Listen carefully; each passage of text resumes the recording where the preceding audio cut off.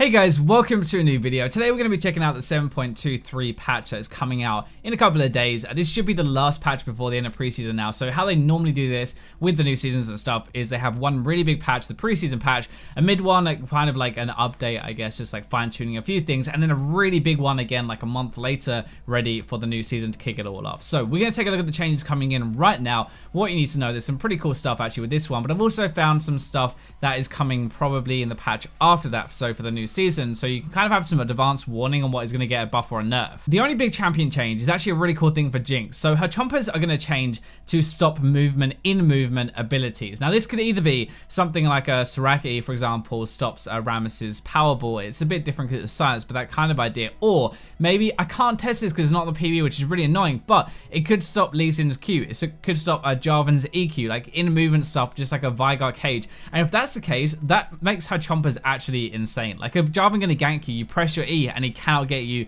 at all. That is actually crazy. It could be a massive buff, but it could also be nothing at the same time. First win of the day is also going to be changing, so 50 blue essence and 400 experience rather than just 575 experience now. I'm not exactly sure which is better, but considering I level up all the time and I'm only getting champion capsules which give me like Annie and like Sivir, like 450 IP champions that give me nothing, it's probably not a bad thing. The last kind of thing you have to know is turrets are going to be a bit more tanky this patch. They have 300 more health, minions are going to deal more to them, so instead of doing 50% reduced damage, they deal 40% now, and also they move a bit faster after 20 minutes into the game, so they'll push down a side wave a bit quicker, they will build up a little bit more as well, and if you leave them alone against a tower, it's actually going to do a lot and really hurt your tower. Like, it might not seem like a lot, but if you think about 10 to 15 minions in a big wave, like all hitting the tower and all doing more damage this time, that's actually going to be quite a lot, and your tower is going to disappear.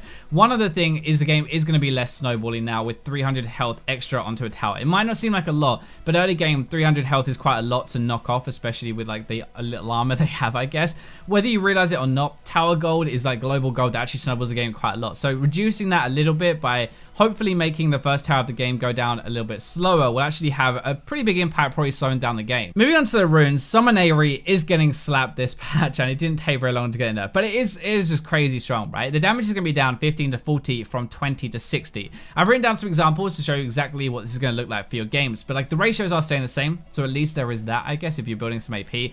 But level 10, it used to do 41 damage, right? Now that is actually the max you're gonna, that's more than you're gonna get at level 18, which is pretty crazy. Level 5 used to be 29, but is now going to be 20 damage though, okay? Level 10 used to be 41, but is now going to be 28, which is less than you were getting level 5, which is crazy. It seems big, but you have to remember as well, you apply AERY all the time. That is actually the reason it's busted. It's not because the damage is so high individually, it's because you slap this on somebody like constantly. Like when you actually proc this all the time, you're dealing that damage 50 or 75 times in a game, which actually is a lot of damage. Losing that much early off the base is going to be actually quite a lot. We might see more like Arcane Comet, Electrocute on damage champions. AERY will be like really good on a support champion still, who you can use both the healing and the damage side, but the damage champions might have to find another keystone. Predator is the other keystone getting changed this patch that's actually reasonably big. Like the cooldown is going down to 150 to 100 seconds rather than 180 to 120. So it's a good like kind of average 25 seconds off the cooldown, but I actually realized it's changed from Riot, like the way they're going to do it. So they said it is to buff it because it's kind of weak in comparison, but also so people actually try it more and learn to use it, because it's got a bit more of a learning curve than like Electrocute, which is just burst, right? It's so effective if you use this to gank, to snowball a game rather than just snowball it with raw damage, right? So like you can camp a lane or you can surprise people, get your laner fed. It's less of a selfish keystone, which is why it can be seen as worse or like hard to use. That is what Predator does though, and Electrocute can't really do. Some very minor changes just to wrap that up. Zombie Ward is going to grant you a gold, or like literally 1 gold, which is kind of strange. And some champions are getting base stat changes. So Gragas is getting a bit more of attack speed now. Rammus, his armor down. Shyvana's AD is down, and Talia is getting a bit more health and armor up. So now we have some possible changes from Midler. These are stuff that Riot are actively trying to bounce around and see if they're going to work ready for the patch after this one. So they won't come this time. But after that, Fleet Footwork and Lethal Tempo are looking to get a buff, and that's partly because Pressy Attack is too strong, and probably looking to get a nerf. I really hope, though, they don't gut press the attack because it's too strong and they just bring lethal tempo and fleet footwork up a little bit, because in comparison, press the attack is really, really good, but like I don't think it's too overpowered. The other choices just aren't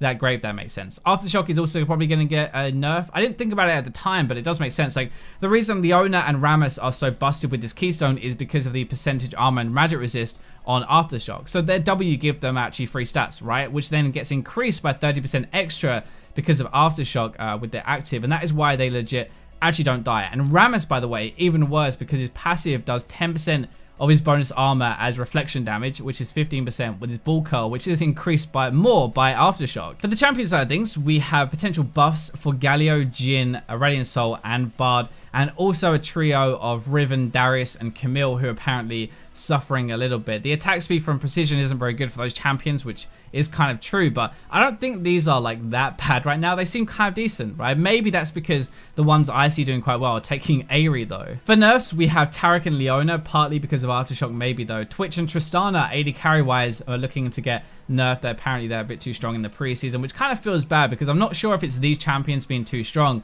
or if like press the attack is just a little bit too strong. Twitch with press the attack is absolutely ridiculous. So I don't think they need to gut the champion if they're going to nerf that as well.